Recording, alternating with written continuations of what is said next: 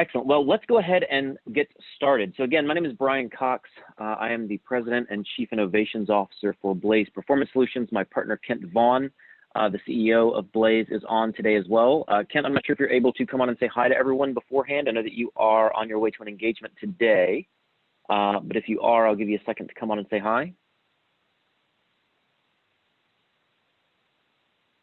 Okay, I don't think he is. I think he's driving today. No worries. Perfect. So, well, with that, guys, today, what we are going to spend our time on is in the concept of managing unconscious bias, but also the idea of respectful workplace. Another term would be implicit bias. Another term could be inclusion. There's a lot of different words out there that could be utilized for this, and we're going to talk about several of them within various contexts. And so, before we go into it, a little bit about Blaze Performance Solutions. So our goal really is to bridge the gap. And what we mean by that is that our goal as an organization, our mission, is that we bridge the gap between strategy and results. And so typically we talk to a lot of organizations, they have goals, desires, dreams, and a strategy for what they would like to accomplish, and they know the results they would like to get, but the way to get there can be a little difficult. And so we help organizations to bridge that gap and achieve the results that they would like to see. So for us, we have a focus. Primarily it's in micro-learning, micro-burst learning, and gamification. And I'll talk about those three things very briefly. Micro-learning, we define as being typically sub 90 minutes. So anything less than 90 minutes. And we do that live virtual, recorded, etc. We also do quite a lot of content in micro-burst learning, which is typically going to be under 7 minutes. We've done everything from 60 seconds all the way up to 11 minutes, typically is the tops for that, just from an engagement perspective. And then our third genre of focus is going to be gamification. August 17th, actually, our new gamification platform will be launched. So it's our Gamification 2.0, and we're really excited about that. It's the Blaze Digital Compass, which is going to focus on the execution arena. And we're really excited to see that come out. Cannot wait for that to happen. And so with that, guys, a little bit about Blaze. Great. Now let's get started into today. So here's what we're going to be talking about today. 3 key areas. Number 1, the problem. Number 2, the cost. And number 3, the solution. And we bring it up in this manner because, first of all, I want to make sure that we are all aligned in what are the issues that we're seeing. I think it is imperative for us as leaders, as learners, and as organizational members to be very open and honest, to be frank about what is going on and where we need to go. I also want us to then discuss what is the cost, and I'm going to add into that the benefit, because as the things that we're talking about evolve and we see more about it, yes, there's a cost to not doing it or doing it wrong. There's also an extreme benefit to doing it and doing it well. And they're going to talk about the solution that we have today also. If you have any questions during the presentation today, please feel free to put that in the chat. I would love to see that. And also get ready because there's going to be some more chat opportunities for us here in just a moment as we look at these inspiring words. So Pablo Picasso said, "There's only one way to look at things until someone shows us how to look at them with different eyes." As we discuss the content of inclusion, unconscious bias, implicit bias, respectful workplace, one of the things that I have to bring out that's just extremely important, and I will bring it up multiple times, unconscious bias means you don't know about it. And by the way, I also cannot train you to fix something you don't know about. We first have to get to the point where we are looking through different eyes and we are seeing something differently. The point is to bring the unconscious conscious. Now, while I may not be able to change my initial reaction, the unconscious thing that pops in my head, I can change the next thing I do. I can change my next action. I can change my next thought. And we can do that and leverage that through many things. One of the things we talk about quite a bit is going to be emotional intelligence. For those of you who are familiar with the content, I've spent quite a few years of my life studying and working on becoming an expert in emotional intelligence. One of my professors in college actually was Professor Boyatzis, who was one of the co-authors of Emotional Intelligence 2.0. And one of the things that I've really looked at is how inclusion, unconscious bias, and how you can improve these can be aligned with EQ. And it really happens heavily throughout the entire 5 pillars. So if you think of it this way, if you think of self-awareness, self-management, motivation, empathy, and social skills, this concept of looking through a different lens means that we have to gain self-awareness. Once we have self-awareness, we can then self-manage. We can then understand others' motivators. We can then allow ourselves to have empathy with others, and we can effectively utilize our social skills to be more effective in this. So with that, let's begin with the problem. So I'm going to ask a question. I'm pulling up the chat here. It's making it a little difficult for me to pull up the chat for some reason, but what is the problem? And by this, what I mean is you guys are on a webinar today and you chose to be here. No one forced you, so there's a reason. And so obviously we know that there are some issues in the world, but I'd like to know what you are seeing. What is the issue or issues that you're seeing in organizations? Not necessarily yours, but think globally, right? What are the issues you're seeing from an inclusion unconscious bias perspective? And I want to make sure that we're being open and honest here, because if we say that there's no issues, then why are we talking? There has to be something that we can actually work on. So let's see what those things could be. I'm excited to see what your thoughts are going to be on this one. So go ahead and put that in the chat if you would, please.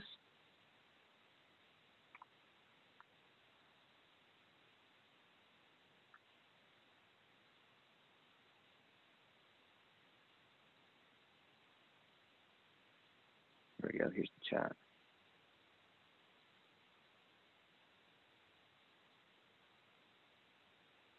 I have to go to this apparently to see the chat. So let me go ahead and pull this out so we can do this.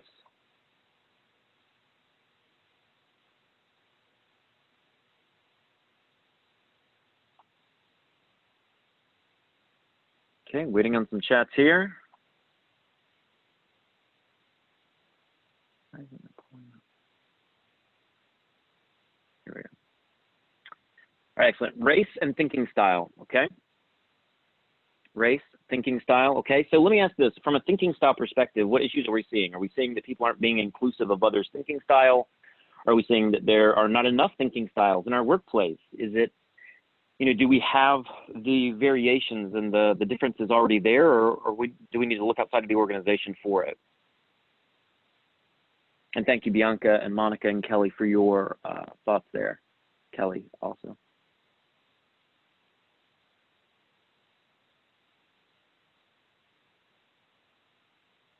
Okay. Sometimes people need more time to process. I think that this is an excellent point that you make there, Kelly, and we'll talk about that as well in just a moment. Eliminating the belief that I'm not the problem. Yes, absolutely. Okay. This concept of needing more time to process, many years ago, as I start to get a little bit older, the way that I frame things is different, which I think is funny, but nearly 2 decades ago, whenever I was first introduced to the Myers-Briggs Type Indicator, MBTI, and started really getting deep into that, one of the things I found most interesting is one of the differences between extroverts and introverts. And that in meetings, especially in the workplace, we would find that the extroverts could show up to a meeting and just talk. And the introverts many times were being perceived as being unengaged or disengaged, not a part of it, not wanting to be a team player, things like that, because they weren't talking. But the issue was that they were coming into meetings blind. No one was sending agendas. No one was actually giving them what they needed to know before the meeting, and they didn't feel comfortable talking. And so that's an absolutely wonderful thing to see. And it also goes in with the graphic that is on the PowerPoint right now, which is talking about the which is talking about the waterline of visibility. And the waterline of visibility is the things that you can see versus the things you cannot see. Whenever we're looking at differences, inclusion, unconscious bias, we see things such as skin color, race, perhaps, gender expression, gender itself, age, perhaps, nationality, many things you can potentially see. But there's all these things that you cannot see. And as we talk about inclusion, unconscious bias, we also have to look at the things we cannot see. So things like our thinking processes, right? You can't see those typically. Being able to see, is someone needing more time to process? All of these different concepts that we're looking at, it cannot just be about race. There's more than that. And so I want to make sure we're looking at all of those. Monica says, perspectives, can we understand others' perspectives? Absolutely. That's another reason why I think it's very important for us to look at emotional intelligence as we look at motivators and empathy. Are we understanding the other person's motivations? Are we understanding the other person where they are, right? We use the phrase, meet them where they are so many times, but can we really do that effectively? Have we trained that skill in ourselves? The general belief that I'm more educated than you, so I'm smarter than you. Oh my goodness. And we see that quite a bit, and it's unfortunate. And so many times in my life, I've told people I've learned from CEOs and I've learned from frontline employees and janitors. You can learn from anyone. And so many times, I wonder how many great ideas have been discarded because the person didn't have the right letters behind their name. It's unfortunate, sad. And the thing is, it is avoidable. Life experiences have also come up. We don't assume that everyone had a passport. Absolutely. We found that's not the case. Whenever I was with University Hospitals of Cleveland, one of the things that we found that I had no idea, this was an assumption that I made. I assumed that everyone had a basic reading level. And there was a segment of the organization that did not have the reading level skills that they needed for some things we were doing. I did not know. Was that me being, thoughtless about them? No, it was unconscious. And this is one of the things that needs to really be brought up, is that we are not talking about, oh, you're a horrible person, you're bad. We need to create safe spaces to discuss these things so we can grow and be better as leaders, as people, as organizations. Excellent, okay? So if we have some of these issues, I also want us to look at something that I think is very important, which is this concept. Whenever we say inclusion, many times it gets brought up, but do we really know what we're talking about? And so we look at these four constructs of exclusion, separation, integration, and inclusion. Exclusion obviously is where they're on the outside. They're different. We're not going to have them a part of this. Separation is you are purposely keeping them in separate groups. Integration is where I see some organizations fall, and I'd love to hear from you guys in the chat. What have you seen in your life being prevalent in this? But I've seen this many times in the organizations that I've gone into, is the integration, where they are in but still separate. They're a part of it, but not really a part of it. They have their own subset. Whenever what we are driving for in, inclusion, is that we are all there together. We are inclusive of people, of thought, of differences. It's not just about having them there. It's having them there and valuing them, utilizing them, leveraging them, and being a part of something that can actually grow and be more effective. Now, as we talk about unconscious bias and the problem there, one of the things I like to always point out is how much information is really in the world. Any given moment, we can be processing up to about 11 million bits of information. It's a ton. It's a massive amount of information that's coming and flowing through. However, we can only process effectively and consciously about 40 bits of information in that moment. So what does that mean? That means that 99.9 all the way down of the information we process is done so through unconscious means. Whenever we talk about unconscious bias, we never want organizations and people to feel as though that we are calling them out on being bad, right? Unconscious bias does not mean you're a bad person. It does not mean that you are any of the ists, right? You're not a racist, a sexist, etc. It means that unconsciously, your brain has started to process things. And as I said earlier, while you may not be able to change the first thought that pops in your head, you can change the second. You can change what you do with that piece of information. And that is the purpose and the key to unconscious bias and the training around it. Again, and I tell people, as you talk through and you think about unconscious bias, you cannot train on how to make, unconscious bias just to fix all of it. However, what you can do is that you can take self-awareness to understand what's going on. So whenever something comes into your head that you are not happy about, you don't want to have that thought, it is perhaps the wrong first thought, you can change it from there. We do so by utilizing the brain. And the brain comes up in so many things, and I'm so glad we get to talk about it today. But we look at two primary pieces, this reactive brain, which is really this basal ganglia, or the lizard brain. And then we have the proactive frontal part of the brain, the prefrontal cortex. These two parts of the brain have a lot to do with what we're talking about. The unconscious processing that goes on, also things like fight or flight, just the ongoing information processing happens in this reactive brain. It's just constantly moving behind the scenes. We're not being really purposeful or intentional or thoughtful with it, but it's just happening. Now, in order to really be strategic, be thoughtful, be purposeful, utilize self-awareness, self-management, those come through proactivity, which comes from this prefrontal cortex. Now, how can we switch, how can we move from operating in this reactive part up to the proactive part? Well, we do so through a system. And one of the systems we can utilize for this is called pause, clarify, and decide. Whenever things are busy, whenever a lot of things are going on, right? We take the time to pause, taking a few deep breaths, being intentional, and stepping outside of the whirlwind of all the things that are going on. We clarify. We write down all the things that are in our head so we ensure really what's going on. We start being strategic, being purposeful, intentional with our thoughts. And then we decide in that moment, does this thought serve me now? And if that thought does not serve you, that gives you the chance to change, to make a difference, to pivot your way of thinking. And the great thing about unconscious bias is you can take the unconscious and bring it to the conscious. Take it from reactive into proactive. As you do so, what happens is that the next time the situation arises, it's not as unconscious anymore. It's a conscious, purposeful thought. You can change the future reactions, but you have to do so by taking a stand at some point. Now, with that, we look at the cost. Now, I have a lot of data on here, and this is a couple of years old from Josh Burson, but there's some amazing things for the positives, and I want us to point out the positives. It's important.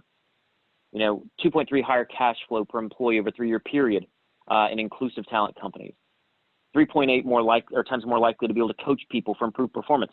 2.9 times more likely to identify and build leaders. There's some amazing, great statistics, and I'm going to show you some more in a moment.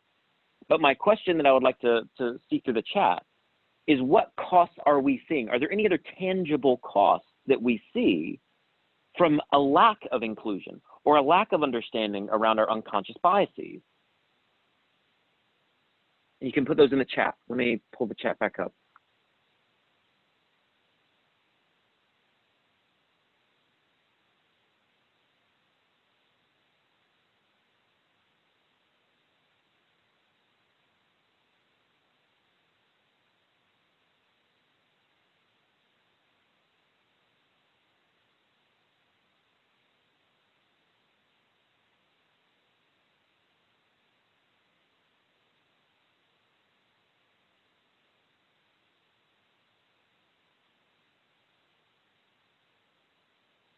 And as you're thinking about these costs, I'm really intrigued to see where a lot of these go. We find that in different parts of the country, we have a lot of different types of costs, and especially for organizations that are found in various parts, meaning they have multi-site or they're multi-site locations. We find that in each different site, there can be differences in this. But as we look towards it, there's definitely some costs associated with a lack of an inclusive environment. Retention and attrition. So, Jimmy, I really like where you're going with that one. So retention and attrition, meaning that they're there, they stay, or they're going to leave. I think that we can look earlier in the process as well, which is where I find a lot of organizations, especially now, if you remember that water line of visibility, certain things you can see, certain things you can't. One of the things that's on there is generation identification. Right now, we have, what is it, 4 or 5 different generations in the workplace at this point. I know at minimum 4. One of the things that we have found in many organizations, and it goes right there, Monica, you said it, is missing out on great candidates because they do not feel like they could be a part of an inclusive environment in that organization. And this has been going on for a while, by the way. And it's not just generational, but there seems to be a greater tilt or greater bend to it in the millennial and Gen Z. Oh, there we go. That's great. So cost of litigation, turnover, lack of new ideas flowing. See, these are big. And some of these costs, by the way, we have no idea. We couldn't put a monetary value on it. The cost of a lack of new ideas flowing, a lack of innovation, a lack of new direction. We can't put a number on that, but it could be massive, especially for many of your organizations. Cost of litigation, absolutely. Turnover, yes. This idea of getting the right people in is a tough one. I'd say, and Sarah, I'd say a cost would be that there's continuation of separation of groups of people. Yes, and as we separate groups of people, what does that do? That creates silos within organizations. It limits the free flow of ideas and innovation. And this idea, Monica, of great candidates, I remember whenever I was with CSX, which is one of the 4 major railroads in the U.S., we had an amazing candidate come in. It was a former military, and it was a person of color, a female. And I'll never forget, as it went through the hiring process near the end, the hiring manager came to me. It was actually a general manager, which is top 20 in the company that this was going to be reporting to. And the GM came to me and said that the person had turned it down. And we were concerned. We were, oh my goodness, why? What in the world? This was an amazing candidate. Why could we not do this? And the response that we got from the candidate was, I do not feel that if I come to work here, that there is anyone else like me.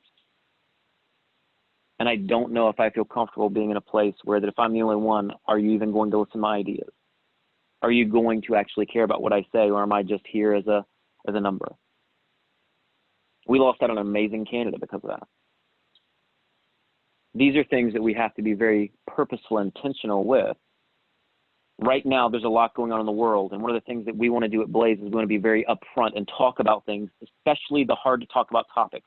If you don't talk about the stuff that is difficult, then you end up never handling it. You never handle the issue.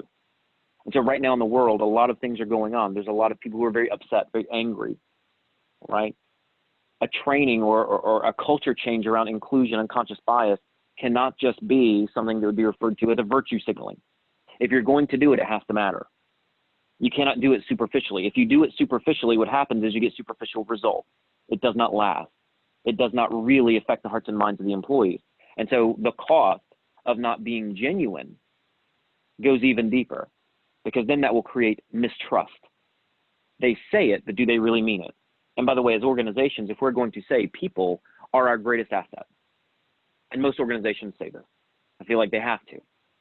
If you're going to say that people are your greatest asset, can you back it up and prove it?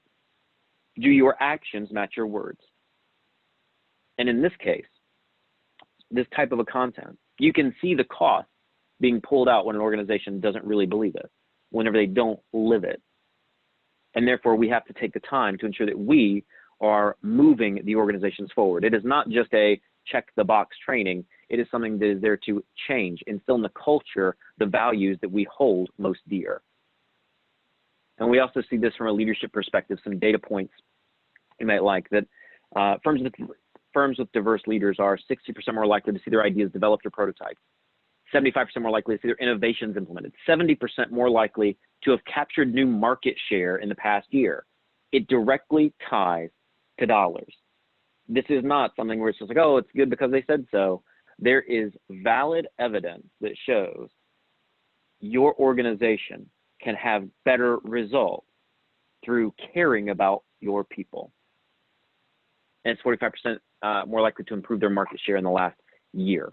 Now, with this, what's the solution? What do we do, right? We know that there's an issue. We know there's something going on. So how can we actually effectively handle this? And at Blaze Performance, we believe that there are 3 keys for a culture of inclusion. The first key is going to be self-awareness. Do people have the awareness of this is going on?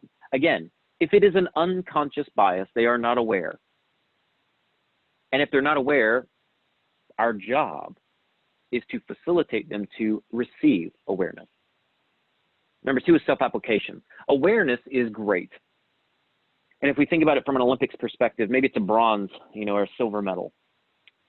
To up-level awareness, you must input application. If you're not doing anything with the information, what does it matter? And we utilize this for most of our trainings, but I do not care if you can tell me the model of effective leadership. I don't care if you can tell me the 5 steps of a process. I need to know, are you using the leadership model? Are you using the 5 steps of the change process? The same goes with culture of inclusion, unconscious bias, and respectful workplace. Are you applying it in your life? So we have to create tangible activities, tangible actions for people to have in order to effectively create application and change. And the third key then would be organizational application. And some organizations are ready for this and some are not. But we do quite a bit of work with organizations looking at systems and processes. Are there systems or processes in place that could be negatively impacting the respectfulness of the workplace, negatively impacting inclusion, or have implicit and conscious bias within the process itself? If you can look at these things, if you can become more aware, you can apply it in life, and you can then begin to look at organizational systems and processes, you can begin to create a culture of inclusion. Now, what does this really look like? Well, with self-awareness, there are a few things you can do. Number 1, and we start off with this with everything, you have to create a safe space. People cannot take the time to become self-aware whenever they fear retribution. So it must be a safe environment. Another thing that we utilize is the implicit association test. And so we've done some work with and for the Harvard and Google folks that have done the IATs. And we actually, in our live sessions and live virtual sessions, can do a live action implicit association test. And this is a way, in a non-threatening way, to get people to see that in everything in their life, they have biases. They know not to touch a hot stove because they've had experience. It just happens. It's processed behind their head. They know not to walk into traffic because they have an unconscious bias against walking in traffic and getting hurt. And once we are aware that we have them, then we can start to examine and surface biases. And as we surface biases, then what we can find is, hey, there are some things in there that I want to grow and I want to be better. I want to change my initial reaction. I want to take that initial reaction and say, you know what, that thought does not serve me well right now, does not serve me well.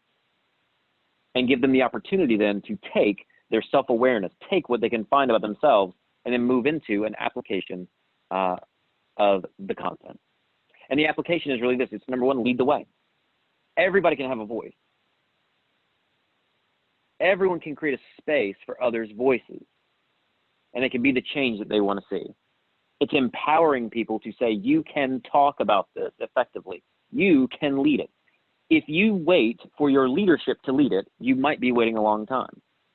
This is about every individual in the organization taking ownership and leading the way when it comes to creating an inclusive environment. We know as HR executives or leaders, right, that it is not just the executives, not just the managers that create an inclusive workforce. It's everyone that walks through the door every day. The next thing we talk about is counteracting biases. So while you may not be able to change that first reaction, what can you do with the second? And we want people to be able to have the tools, the processes, they can counteract them. And we also want to ensure that people are leveraging differences.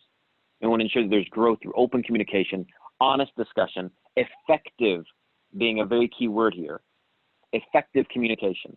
This is not about creating fear. It's about creating transparency and honesty. It's about making the workplace better. It's about building relationships, not breaking them down. And then finally, organizational application. And we look at 4 compelling reasons. Now, from a reasoning perspective, I think there's many reasons. I think that we could go into the mission, vision, values of the organization almost definitely, for most organizations, would be able to point to this. I think that another compelling reason is you could look at very easily the data that states that financial success is there. I think there's also these 4. That we can deliver exceptional service to our diverse customers and communities. We serve diverse communities. It is much more effective for us to understand and be inclusive inside of our own as opposed to only expecting externally. Enhanced employee performance, innovation, collaboration. This goes into the data points, right, about being more effective, being more profitable, gaining market share.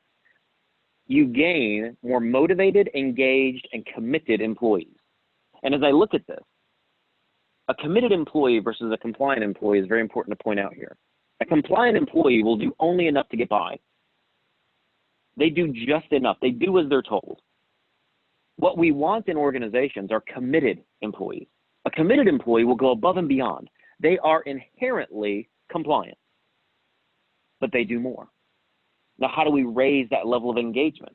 Well, we do so through creating an inclusive environment. Not just, again, go back to the waterline of visibility. It's inclusive of differences, inclusive of thoughts, inclusive of different backgrounds, ideologies. By doing so, we open up the gateway for people to become more innovative, to become more engaged.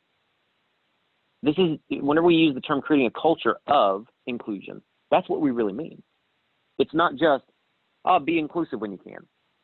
It is an ongoing cultural shift to becoming more inclusive as well as more effective.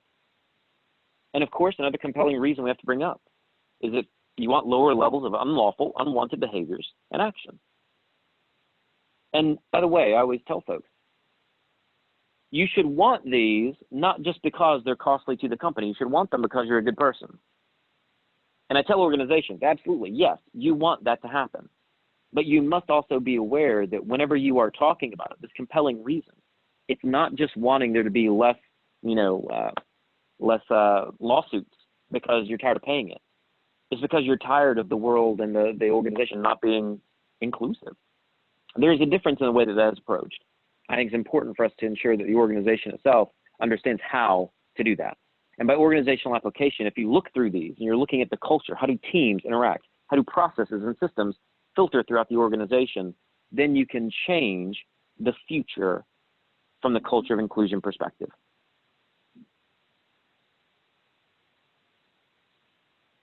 With that, I want to talk about a few additional things.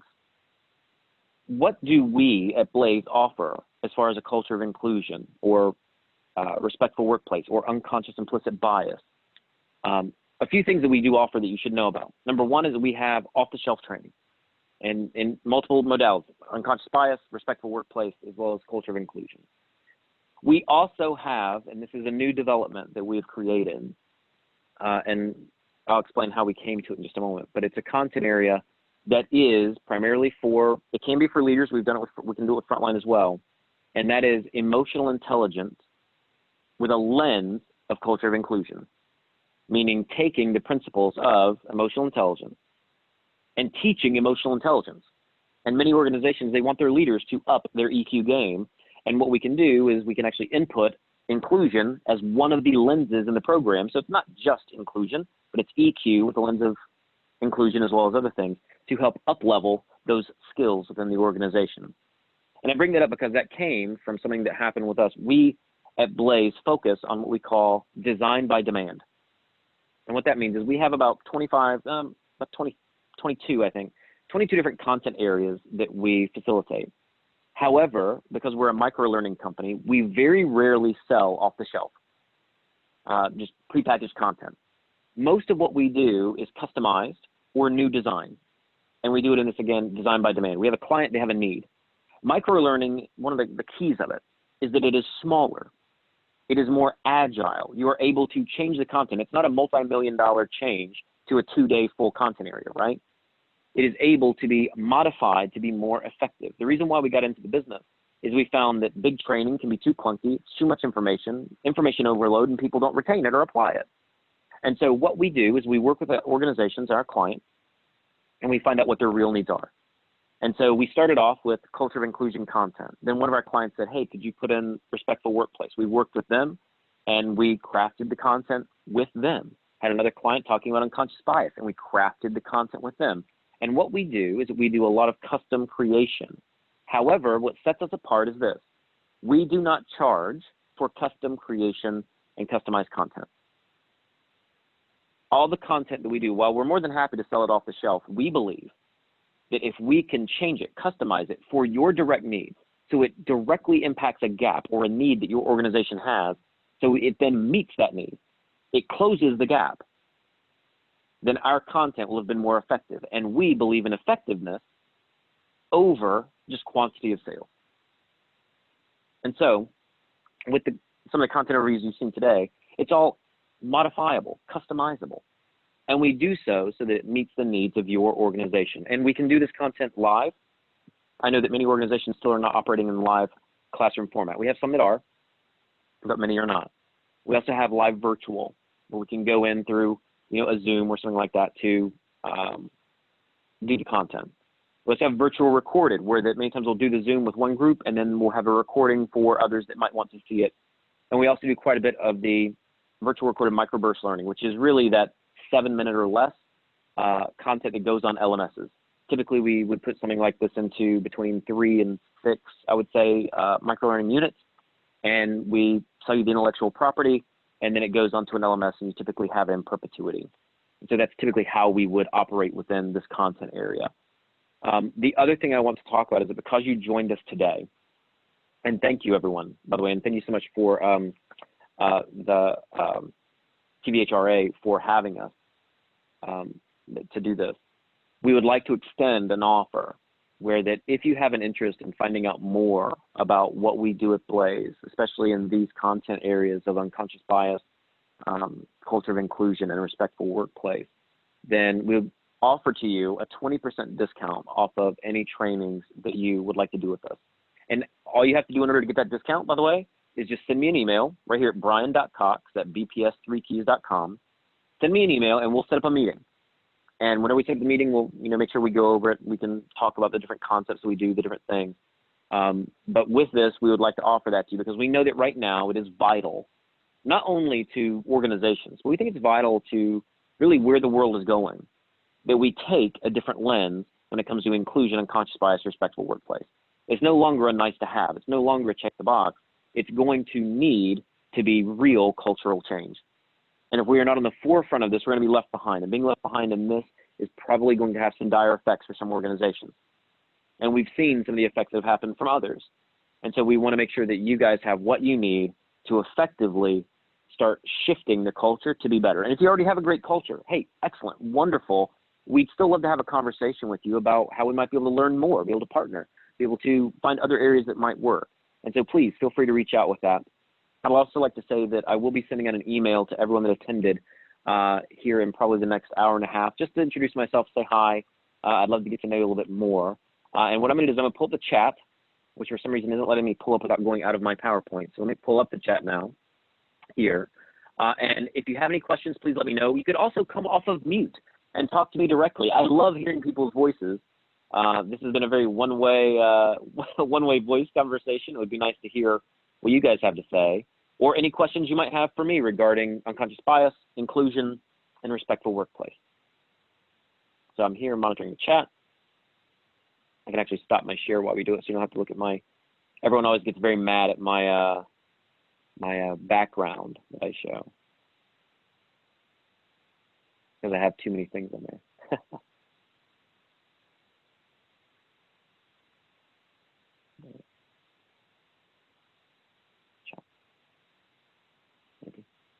Perfect. Okay. I have the chat up. Any questions for me? I'm here.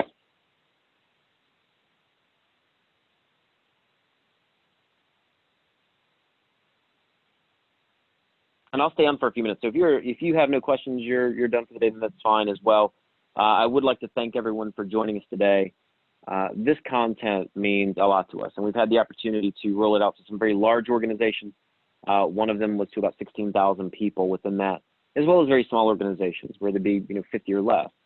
And what we found is that by approaching this content area from a place of safety, not from a place of you're doing bad, you're in trouble, you're a bad person, you can have some amazing results.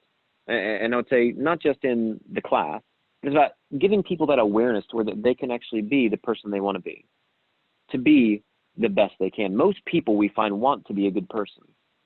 And sometimes it can feel difficult to do that. It can feel difficult to try, but you just don't have the knowledge. You just don't know what you don't know. And by really taking the time to dive deeper into this self-awareness, learning how to uncover and surface biases, it gives people the ability to be the person they would like. So with that, guys, I'm going to stay on for a few minutes. If not, if you have no questions, thank you so much for being here. It was my pleasure to be here with you today, and I hope to hear from you soon. Anyone else? I'm here. I'm still monitoring the chat. If you have questions, I am here for you.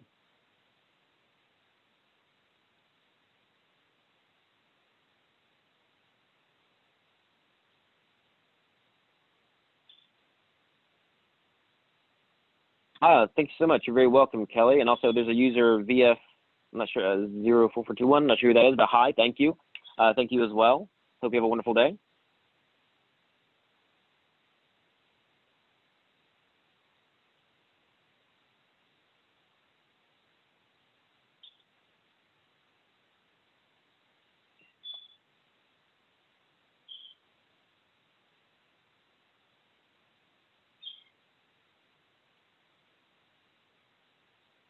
All right. Well, if there are no other questions, I'm going to go ahead and end. Since there's still a few on, that's fine. But thank you guys so much for your time. I hope you have a wonderful, wonderful day. And if you have any questions, please feel free to reach out. I'll end the recording as well.